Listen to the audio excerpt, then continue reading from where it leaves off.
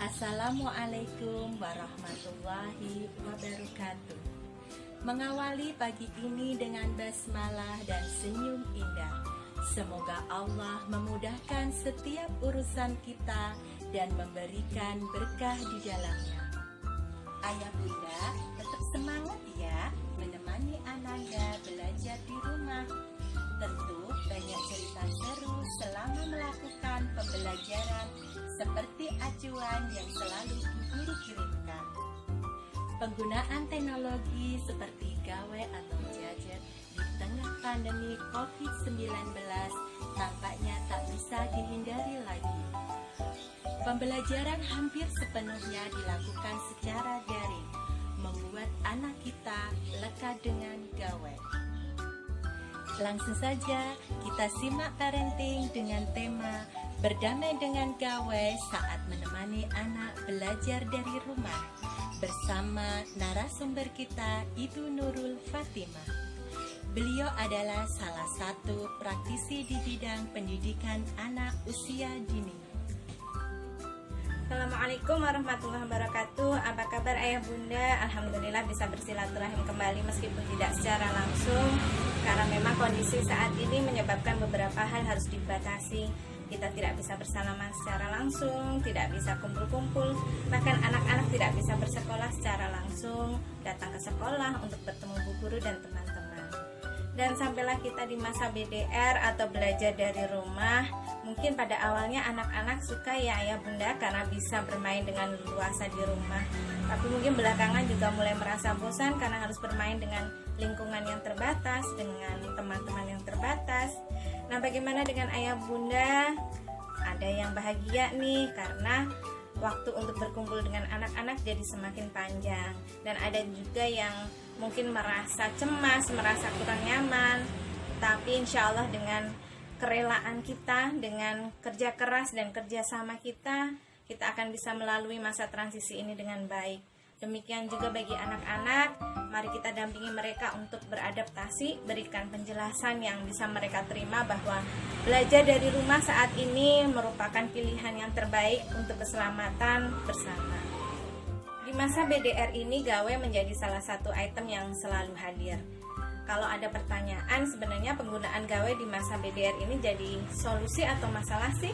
Maka jawabannya bisa keduanya. Penggunaan gawe di masa BDR ini berfungsi untuk menjembatani pembelajaran dari sekolah ke rumah. Guru juga memanfaatkan gawe untuk menyampaikan informasi sekolah sekaligus berkoordinasi dengan orang tua dan menjalin kedekatan dengan peserta didik melalui voice note, melalui video-video pembelajaran, bahkan melalui video call. Melalui berbagai media ini, anak-anak merasa lebih diperhatikan oleh guru, jadi mereka lebih senang. Dan saat hatinya senang, maka imunitas diri juga akan ikut meningkat. Namun bagaikan dua mata pisau, penggunaan gawe terkadang juga membawa permasalahan tersendiri. Anak-anak menjadi kecanduan, tidak datang ketika dipanggil, menjadi lebih temperamental, bahkan ada yang sampai lupa makan. Nah, kalau sudah seperti ini, kita perlu ikhtiar untuk mengembalikan fungsi gawai sebagaimana yang kita harapkan di awal. Yang pertama, tunjukkan bahwa ayah bunda antusias dalam proses BDR ini. Jangan merasa terbebani. Makanya ayah bunda bisa berbagi peran. Bahkan kalau butuh bantuan, bisa meminta tolong kepada anggota keluarga yang lain, misalnya kepada eyang, kepada tante, kepada paman untuk mengawasi anak-anak ketika memegang HP atau memegang gawai. Dan jangan lupa berikan pujian, sampaikan terima kasih dan apresiasi saat anak-anak telah menyelesaikan tugas sekolahnya. Yang kedua, buat kesepakatan mengenai batas durasi pemakaian gawai.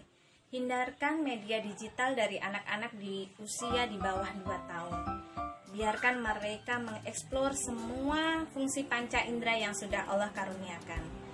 Dan durasi pemakaian gawai yang ideal berdasarkan usia, untuk usia antara 2 hingga 6 tahun adalah limit screen-nya 1 jam sehari.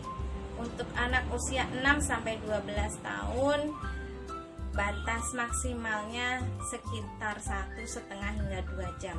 Sedangkan untuk usia 12 hingga 18 tahun sebaiknya menggunakan gawai maksimal adalah sekitar 2,5 jam. Itu pun tidak terus-menerus, tetapi dilakukan dengan jeda. Yang ketiga, dahulukan kewajiban yang harus dilakukan oleh anak.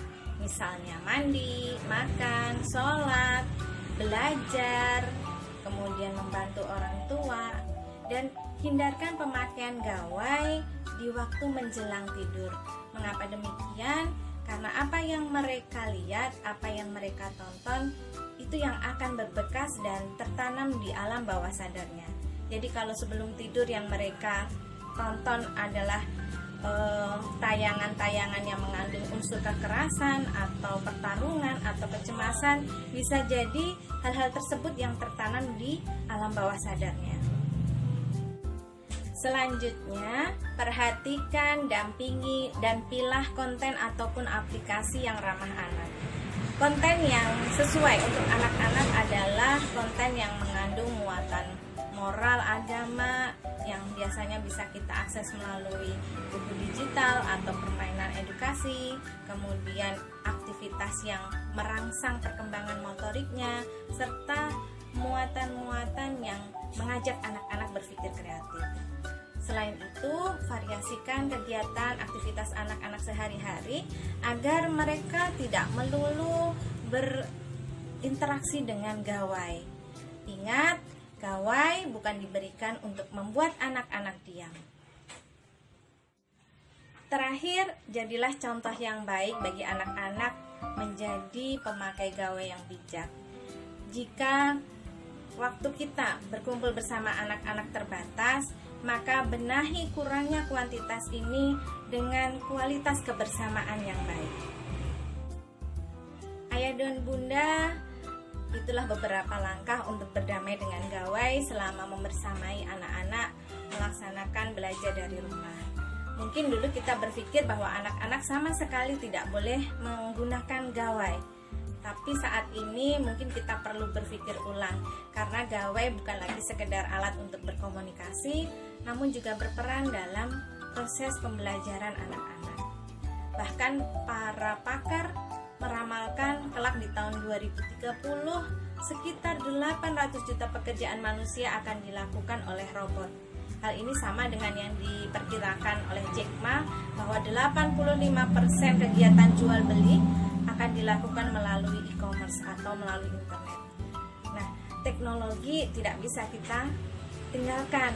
Hanya saja kita perlu kembali ke tujuan awal bahwa teknologi diciptakan untuk memudahkan kehidupan manusia. Jadi jangan sampai teknologi mengendalikan hidup kita.